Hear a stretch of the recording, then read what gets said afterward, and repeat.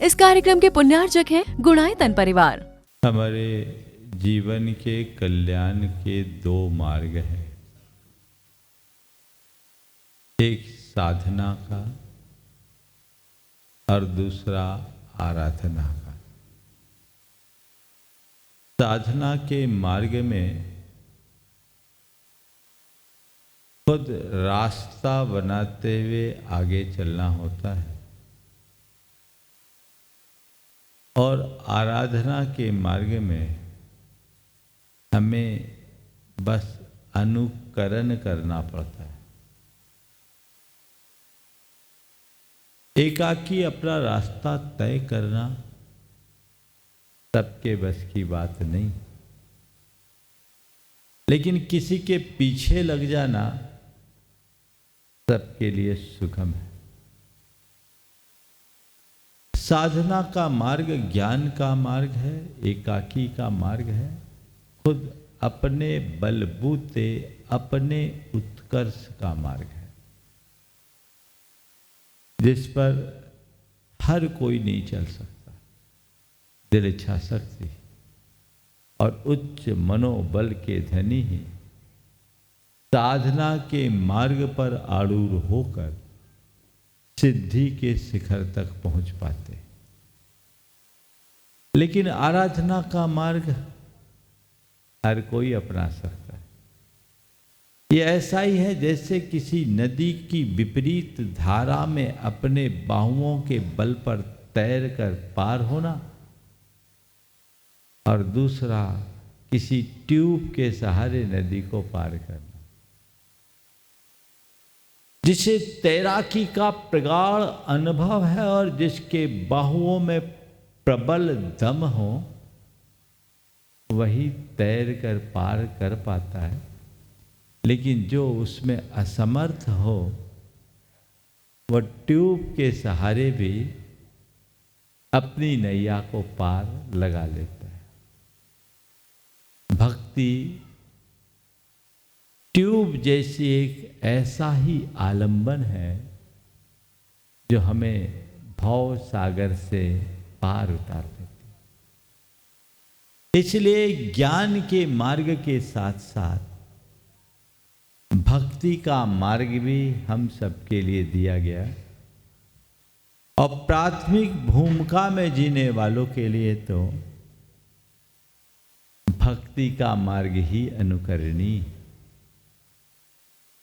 जैन परंपरा में अनेक महान महान आचार्य हुए, जिन्होंने हमें गूढ़ तत्व ज्ञान का बोध देते हुए आध्यात्मिकता का पाठ पढ़ाया। तो वहीं ऐसे भी अनेक आचार्य हुए जिन्होंने भक्ति की गंगा में अवगाहित कराकर हम सबके पापों को प्रक्षालित किया, हमारा उद्धार करने का मार्ग बताया। जब हम जैन परंपरा के इतिहास पर दृष्टिपात करते हैं तो हमें भक्ति के रचयिताओं में सबसे पहले आचार्य कुंद के दर्शन होते हैं, जो एक महान आध्यात्मिक तत्व प्रस्तोता होने के बावजूद भक्ति की गंगा को प्रवाहित किया। उन्होंने 10 भक्तियां लिखी और भक्ति के इस महात्म को उद्घाटित करते हुए उन्होंने कहा, अर्हन्तेषु भक्ति सम्मतम। अर्हंत परमात्मा के प्रति उमड़ने वाली शुभ भक्ति सम्यक्त है। वे कहते भक्ति ये जिनवरानम जम खी यदि पुव्व संचियम कम्मम। भगवान की भक्ति से हमारे पूर्व संचित कर्म नष्ट होते हैं। भक्ति की शक्ति का और भक्ति के महात्म का उद्घाटन सर्वप्रथम आचार्य कुंद ने किया। और वे कहते हैं कि अपने जीवन में भक्ति स्तुति करो, क्योंकि भक्ति कोई क्रिया नहीं, भक्ति एक साधना है। क्योंकि वह अंतस्पर्शी है। अंतर के उद्गार जब हमारे हृदय से निकलते हैं तब भक्ति बनती है और वह हमारे कर्म गलाने में कारण बनते हैं। पश्चातवर्ती अनेक आचार्यों ने भक्ति की रचना की। उनमें एक महान दार्शनिक आचार्य समंतभद्र हुए। महान दार्शनिक होने के उपरांत भी उन्होंने भगवान की स्तुति की। स्वयंभू स्तोत्र, स्तुति विद्या जैसे महान स्तुति परक दार्शनिक ग्रंथों की रचना की। आचार्य पूज्यपाद हुए, जिन्होंने 10 भक्तियां लिखी। अन्य अनेक आचार्यों ने लिखी, लेकिन इन सब के मध्य आचार्य मानतुंग के द्वारा विरचित भक्तांबर स्तोत्र का एक अलग ही स्थान है। जब हम भक्तांबर स्तोत्र की बात करते हैं तो लगता है कि भक्तांबर स्तोत्र केवल भगवान का स्तवन मात्र नहीं, ये अपने आप में मंत्र हो गया है। इतनी प्रसिद्धि और इतना प्रभाव किसी अन्य स्तोत्र में देखने को नहीं मिलता, क्योंकि भक्तांबर स्तोत्र और नमोकार ये 2 हमारे जीवन के प्राणाधार हैं। और सभी जैनी इनका आराधन करते हैं, चाहे नमोकार मंत्र हो या भक्तांबर स्तोत्र। आखिर इसकी इतनी महिमा की वजह क्या है और इसका इतना गांभीर्य क्यों? आज से हम इस पर ही चर्चा करेंगे। पर इससे पहले कि हम स्तोत्र को ले, इसके रचना की पृष्ठभूमि पर चर्चा कर लें। भक्तांबर के रचयिता आचार्य मानतुंग के विषय में इतिहासकारों ने अनेक प्रकार की चर्चा की है, लेकिन सर्व आधारों पर यदि कहा जाए तो इनके रचना काल 7वीं शताब्दी में राजा हर्ष के काल को अधिकतर विद्वानों ने मान्य किया। आचार्य मानतुंग के विषय में जो लोक श्रुति है, जो सर्वप्रसिद्ध कथा है कि राजा किसी बात से क्षुब्ध होकर आचार्य मानतुंग को कैद में डाल दिया और उन्हें 48 तालों में बंद किया। और ऐसा सब लोग कहते हैं कि अपने बंधन को काटने के लिए ही आचार्य मानतुंग ने भक्तांबर स्तोत्र की रचना की। और ये जगत प्रसिद्ध है कि भक्तांबर के पाठ से आचार्य मानतुंग के 48 तालों के बंधन टूट गए। लेकिन जब मैं इस बात पर गंभीरता से विचार करता हूं तो मुझे नहीं लगता कि आचार्य मानतुंग ने अपने बंधन को काटने के लिए स्तोत्र की रचना की होगी। और अव्वल तो मुझे यह भी नहीं लगता कि उन्हें 48 तालों में बांधा गया होगा, क्योंकि आज के समय कोई नृशंस से नृशंस अपराधी हो तो उनके हाथ और पांवों में बेड़ियां होती।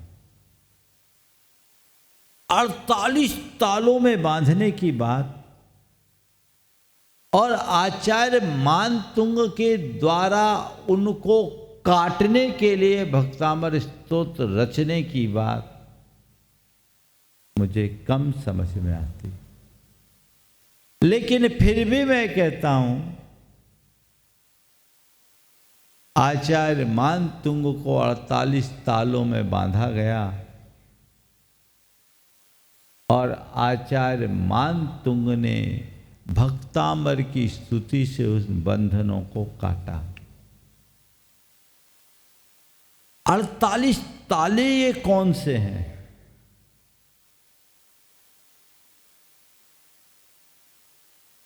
आपने कभी विचार किया? ये 48 ताले क्यों? और उन 48 तालों को, 48 बंधनों को काटने के लिए 48 छंद ही क्यों? कभी आपने विचार किया? भक्तामर का तो आप रोज पाठ करते हैं, लेकिन ये 48 ताले क्या हैं और 48 तालों को काटने के लिए ये 48 छंद क्यों?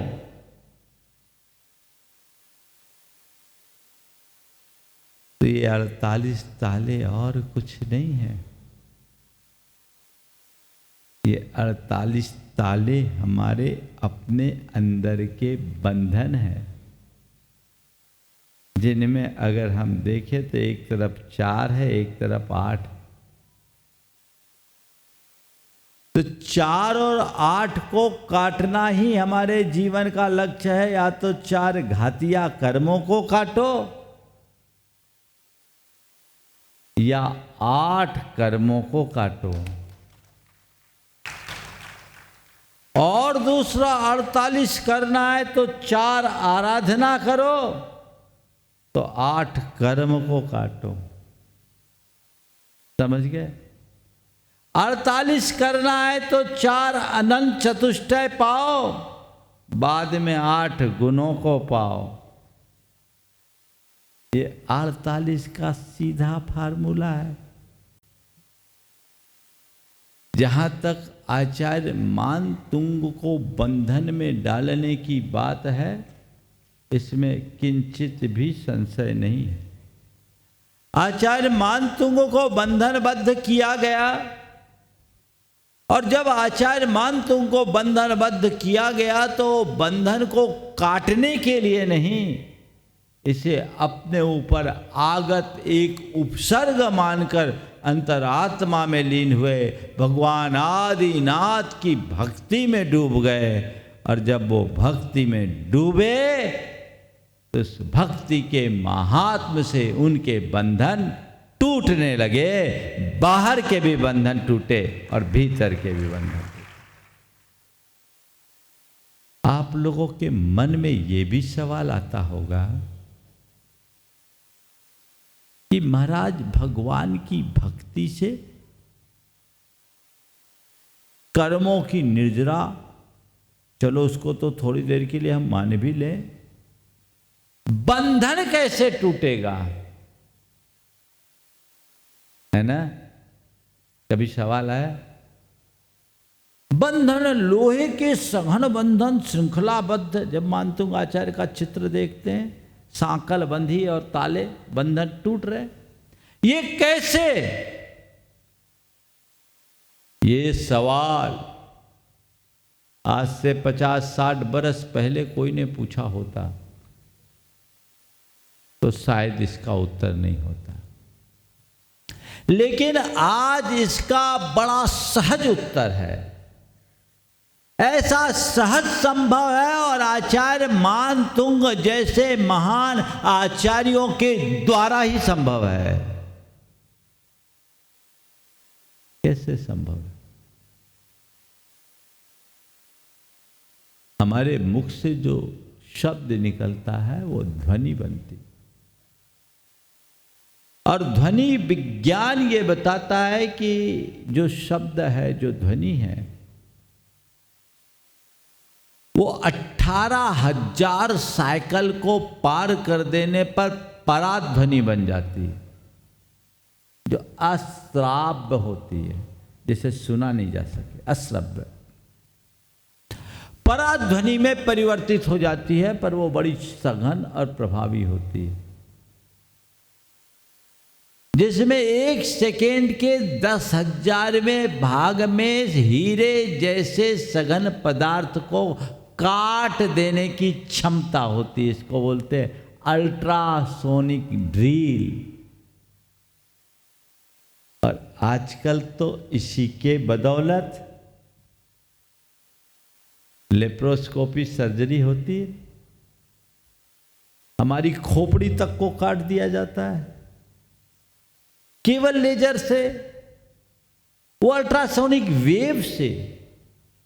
ये पराध्वनि जब सघन हो जाती है तो हीरे जैसे सघन पदार्थ को भी काटने में समर्थ हो जाती। तो यदि कदाचित आचार्य मानतुंग के ऊपर बंधन आया तो मैं समझता हूं उस घड़ी आचार्य मानतुंग अपनी भक्ति में डूबे और पराध्वनि में पहुंच गए। उस पराध्वनि के बल से ध्वनि की ऐसी तरंगें उत्पन्न हुई जिसने उनके सारे बंधन को काट दिया।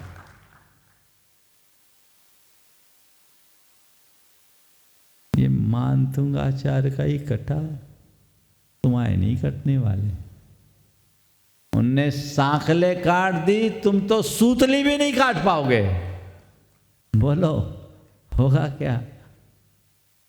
उस लेवल तक जब तक नहीं पहुंचे तब तक ये चीजें संभव नहीं है। इन दिनों बहुत सारे रिसर्च हुए प्रार्थना उपासना पर, इसका बड़ा प्रत्यक्ष प्रभाव दिखता है। एक व्यक्ति अस्वस्थ है और उस अस्वस्थ व्यक्ति के लिए यदि कोई व्यक्ति प्रार्थना करता है तो उसके स्वास्थ्य में ज्यादा सुधार हो जाता है। ऐसे अनेक रिसर्च है अमेरिका में हुए। 10-10 के ग्रुप में 3 तरह के रोगियों को अलग अलग रखा गया। 10 के लिए प्रार्थना की गई, 10 के लिए नकारात्मक भावना भाई गई और 10 को नॉर्मल ट्रीटमेंट दिया गया। आप सुनकर आश्चर्य करेंगे, जिनके लिए प्रार्थना की गई उनकी बीमारी की रिकवरी की रेट 200% हो गई। जिनकी लिए नकारात्मकता रखी गई, नकारात्मक भावना भाई गई, वे और ज़्यादा गहरे स्तर पर बीमार हो गए। और जिनको नॉर्मल ट्रीटमेंट दिया गया उनकी रिकवरी रेट नॉर्मल रही। ट्रीटमेंट सबका एक सा था, बीमारी सबकी एक सी थी, एज ग्रुप एक सा था, सब चीज़ें देखा जाए तो सब समान थी, लेकिन फिर भी परिणाम में फर्क था। किसका? ये भावनाओं की तरंगों का था। आज से लगभग 25 साल पहले मैंने एक शोध लेख पढ़ा था, उसमें इन सब बातों का विवरण था और उसमें लिखा कि अमेरिका में 125 मेडिकल कॉलेजेज हैं। ये 2005 की बता रहा हूँ बात, 20 साल पहले।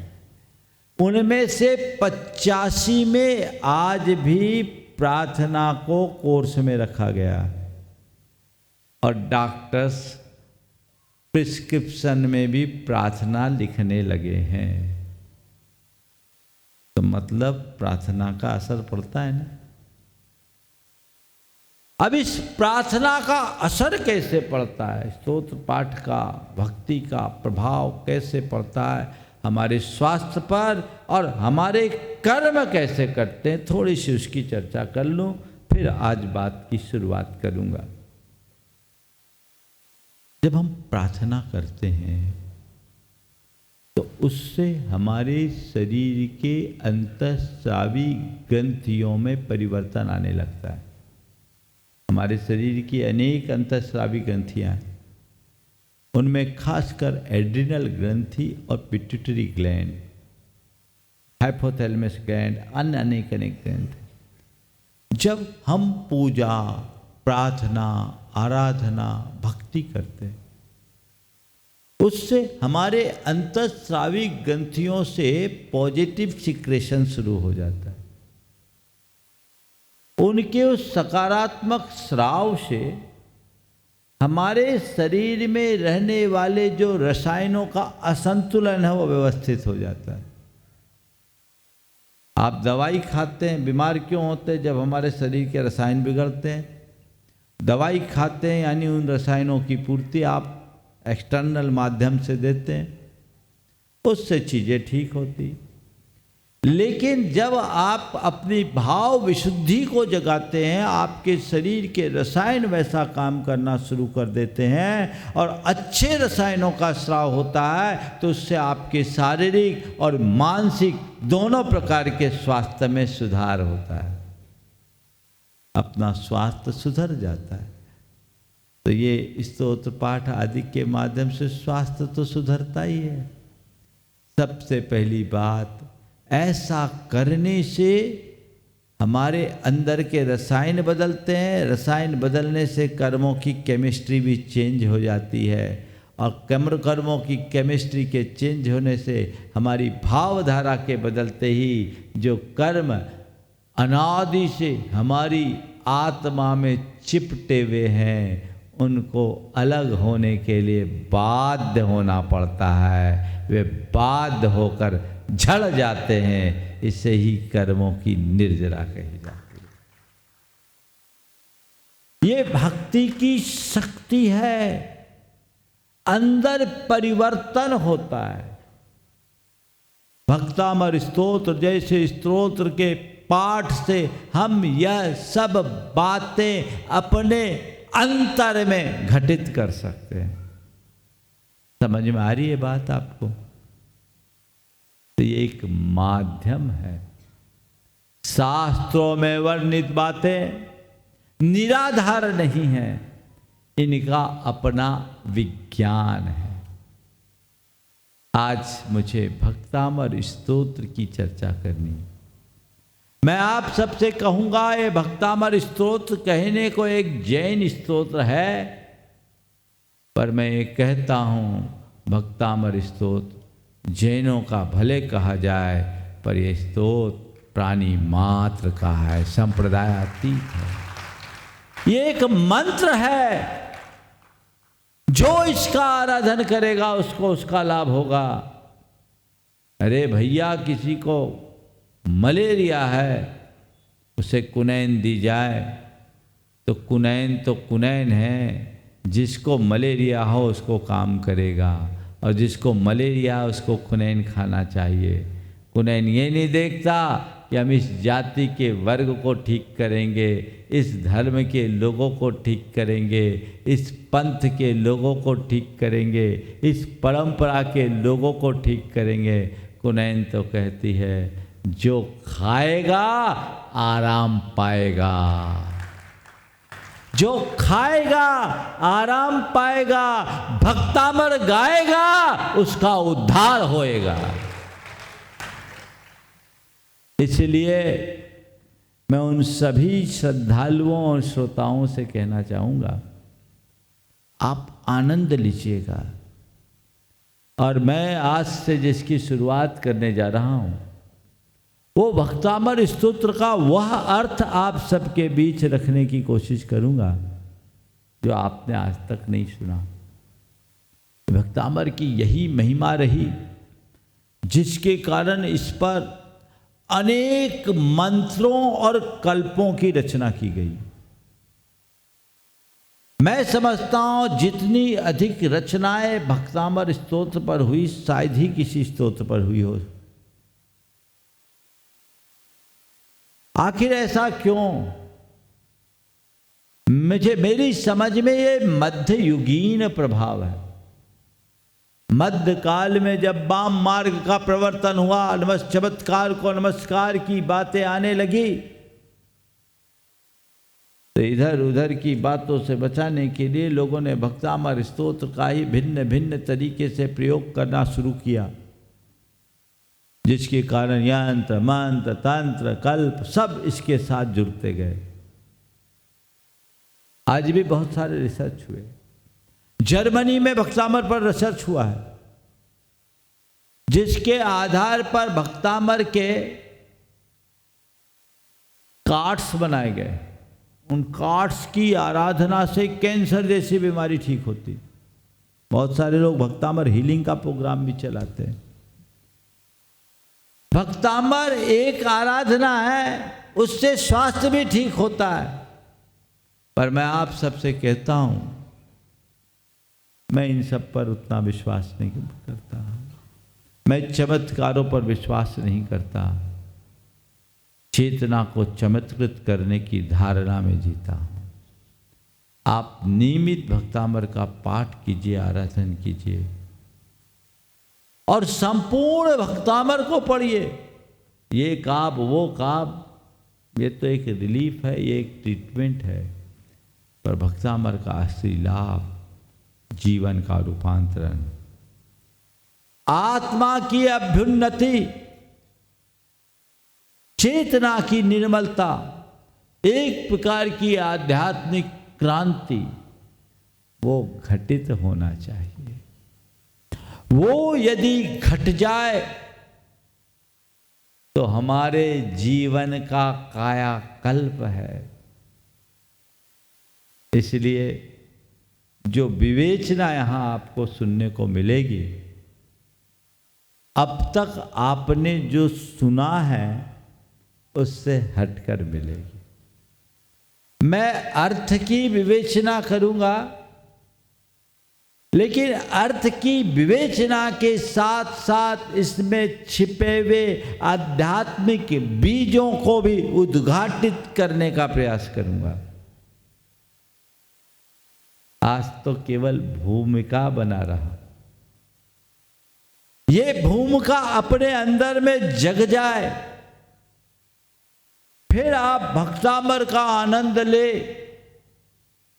तो उसका लाभ अनिर्वचनीय होगा। उस आनंद की कोई सीमा नहीं होगी। आज मैं शुरुआत कर रहा हूं प्रथम 2 छंदों से, जिसमें आचार्य मानतुंग ने स्तुति का संकल्प लिया है। आगे के क्रमवार में विषय दूंगा, लेकिन स्तुति के संकल्प में भी उन्होंने जो बातें लिखी है उसमें कई ऐसे अर्थ निकलते हैं जो हमारे जीवन को बहुत बड़ी प्रेरणा देते हैं। मैं 2 छंदों को पढ़ता हूं। ये भक्तामर स्तोत्र की एक और विशेषता बसंत तिलका छंद में निबद्ध है। इसमें सबसे लालित्यपूर्ण और माधुर्य के रस से भरा हुआ ये छंद है। इसके गायन में बड़ी मधुरता होती और इसके प्रत्येक चरण में 4 चरण है। एक छंद में प्रत्येक चरण में 14-14 अक्षर होते हैं। ये 14 अक्षर 14 पूर्वों का द्योतक है और ये 14 अक्षर 14 गुणस्थान से पार जाने का प्रतीक है। इन 14 अक्षर का मतलब इसमें सारे वांग्मय का सार समाहित है। भक्तामर पर बहुत काम किया गया। लोगों ने पूरे भक्तामर के एक एक अक्षर पर विधान लिखा। आज का पूर्णमति का भी बड़ा अच्छा विधान है। पूरी आराधना एक एक अक्षर अक्षर अपने आप में मंत्र है। आप इसको भावपूर्वक पढ़ने की कोशिश कीजिए। भाव धारा से बढ़कर जब आप इसे पढ़ेंगे, इसका आराधन करेंगे, अपने जीवन में एक विशेष चमत्कार का अनुभव करेंगे। अब रहा सवाल एक और, कि इसका पाठ करे महाराज तो संस्कृत का पढ़े कि हिंदी का। भक्तामर स्तोत्र तो संस्कृत का ही है, संस्कृत का ही पढ़ना। हिंदी की स्तुति है, उससे भगवान का स्तवन होगा, स्तवन का अपना लाभ है। लेकिन भक्तामर स्तोत्र को यदि आप शुद्ध उच्चारण के साथ पढ़ोगे तो भले ही उसके अर्थ का तुम्हें ज्ञान हो या ना हो, उसके अर्थ का ज्ञान हो या ना हो, उसका फोनेटिक प्रभाव भी तुम्हारे जीवन पर चमत्कार घटित करेगा। ध्वनि वैज्ञानिक प्रभाव। संस्कृत में जब हम कोई शब्द उच्चारित करते हैं तो उससे जो उत्पन्न होने वाले शब्दों की खनक है ना, उसमें अनंत ऊर्जा का विस्फोट होता है। वो हमें अतिरिक्त ऊर्जा से भरती है, ऊर्जावान बनाती है, उसका प्रभाव पड़ता है। इसलिए आप सबसे मैं कहूंगा, आप भक्तामर को संस्कृत में बोलने का अभ्यास कीजिए और उसकी मूल लय में बोलने की कोशिश कीजिए। शुद्ध उच्चारण, हर वर्ण और अक्षर का अपना उच्चारण स्थान है। अगर शुद्ध तरीके से उच्चारित किया जाए तो जो ध्वनि की तरंग निकलती है वह अपना अचूक प्रभाव छोड़ती है, और यदि उच्चारण का तरीका ठीक नहीं है तो प्रभाव कम पड़ेगा। एक बार एक ने मुझसे पूछा, महाराज भगवान की स्तुति तो स्तुति है, कोई भी स्तुति कर लो, पर संस्कृत में ही करना जरूरी क्या? भगवान को केवल संस्कृत भाषा आती है क्या? बाकी भाषा भगवान नहीं समझते? हम हिंदी में भी तो बोल सकते हैं। आपके भी मन में आ सकता है सवाल। ये सवाल आपके ही बीच से आया, शंका समाधान में किसी ने पूछा कि महाराज जी सारे स्तोत्र पूजा पाठ प्राय संस्कृत भाषा में ही आते हैं, तो क्या भगवान को संस्कृत ही आती है और कोई भाषा नहीं आती? हमने कहा भगवान को तो तुम्हारी भाषा और परिभाषा से कोई प्रयोजन नहीं। तुम किसी भी भाषा में बोलो, भगवान तो तुम्हारे बोलने से पहले ही तुम्हें समझ चुके हैं कि तुम क्या हो। भगवान के पास तो हृदय सभर भाव से जाओ, प्रभाव पड़ेगा, उसमें कोई संशय नहीं। लेकिन यहां जो संस्कृत भाषा की बात है वह केवल इसलिए कि इसका फोनेटिक इफेक्ट बहुत गहरा है। दुनिया में सैकड़ों भाषाएं हैं,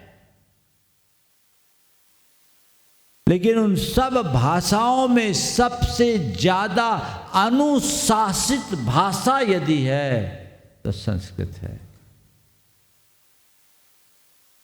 उसके उच्चारण का अपना तौर तरीका है। तो आप अन्य भाषा में प्रार्थना करो उसमें, और संस्कृत के स्तोत्र पाठ आदि करो उसमें, बड़ा फर्क पड़ता है। मंत्र जाप स्तोत्र पाठ को उसकी मूल भाषा में करे ताकि उसकी ऊर्जा को डिकोड किया जा सके। ये शब्द शब्द नहीं, बीज पद है, इनमें अनंत शक्तियां हैं। वो डिकोड कब होगी? जब आप उसको ठीक तरीके से उच्चारित करेंगे। बाकी तुम्हें कुछ नहीं आता, भाव लेकर चले जाओ, भगवान का कल्याण हो जाएगा। भगवान के चरणों में भाव लेके चले जाओ, तुम्हारा कल्याण हो जाएगा। उसमें तो भावना की ही विशेषता है। एक बच्चा भगवान के पास जाके प्रार्थना कर रहा था, बहुत देर से भाव भर करके भगवान से कुछ कह रहा था। किसी को लगा चल के देखे कि बच्चा आखिर ऐसी लीनता के साथ कौन सी प्रार्थना कर रहा है। उसके निकट जाकर के देखा तो पता लगा वो ABCD अल्फ़ाबेट सुना रहा है, A से Z तक सुना दिया। सामने वाले ने उसे टोकते हुए कहा, क्या कर रहे हो? बोला, प्रार्थना कर रहा हूं। क्या कर रहे हो? भगवान से प्रेयर कर रहा हूं, प्रार्थना कर रहा हूं। बोला, ऐसी कैसी प्रार्थना? बोले, मुझे नहीं मालूम, मैं तो भगवान से A to Z तक सुना देता हूं और कहता हूं, भगवान मेरे पास शब्द नहीं, भाव है। मैं भगवान से A to Z तक सुना देता हूं और कहता हूं, भगवान मेरे पास शब्द नहीं, भाव है। मैं प्रार्थना करना नहीं जानता, पर इतना जानता हूँ आप महान हो, मेरे तारनहार हो, आपकी शरण में आने से मेरा उद्धार होगा। मैंने A से Z तक आपको सुना दिया। दुनिया की जितनी भी प्रार्थना बनी है इसी अल्फ़ाबेट से बनी है। आपको जो पसंद हो अपने मन की प्रार्थना बना करके स्वीकार कर लेना। मैं आपसे पूछता हूं, ये प्रार्थना जीवंत प्रार्थना कहलाएगी कि नहीं? बोलो, है ना? तो भावना का अपना महत्व है। भावना युक्त प्रार्थना ही जीवंत प्रार्थना है, बाकी सब जड़ है। लेकिन संस्कृत भाषा की जो बात है वह मैं केवल इसलिए कर रहा हूं क्योंकि आपको उसका ध्वनि वैज्ञानिक प्रभाव का भी लाभ मिले। तो प्रयास सबको करना चाहिए। इसका उच्चारण भी मैं आप सबको साथ साथ कराऊंगा। आज तो मैं भूमिका ही बना रहा हूं क्योंकि मैं देख रहा हूं आप में से किसी के पास पुस्तक नहीं है, इसलिए इसकी शुरुआत कल से करूंगा। आप पुस्तक रखिए, चाहे अपनी डिजिटल पुस्तक रखिए। अब तो समय बचा है 5 मिनट का, इसलिए विधिवत एक दिन और प्रतीक्षा करा लूँ, भूमिका बना लूँ, और ताकि आप और लोगों को भी इसकी सूचना दें। कल से आप कागज़ पेन भी लेके आइएगा और जहाँ मैं कहूँगा वहाँ आप निशान लगाइएगा। संस्कृत की भाषा में उच्चारण का अपना एक तरीका होता है। कहाँ हमें अल्प विराम, कहाँ हमें पूर्ण विराम लेना, कहाँ ह्रस्व रखना, कहाँ दीर्घ रखना, इन सब बातों का ध्यान रखते हैं। उसी में एक आता है संयुक्त आद्यम दीर्घम। जहाँ संयुक्त अक्षर आए तो पूर्ववर्ती अक्षर के ऊपर हमें जोर देना पड़ता है। हिंदी में भी चलता है, लेकिन हिंदी में तो आप चाहे जैसी बात धका लेते हैं। संस्कृत में धकाने की बात नहीं है, वहाँ तो पूरा नियमबद्ध चलना होगा, वही वहाँ की व्यवस्था है। हिंदी में जैसे हम लोग बोलते हैं अक्षर, अक्षर बोलते हैं क्या? बोलो, क्या बोलते हैं? अक्षर। क्यों बोले अक्षर? छ जो है संयुक्त है, उसके पूर्व अ है तो हमने अ पर जोर दिया, अक्षर। इस कार्यक्रम के पुण्यार्जक थे गुणायतन परिवार।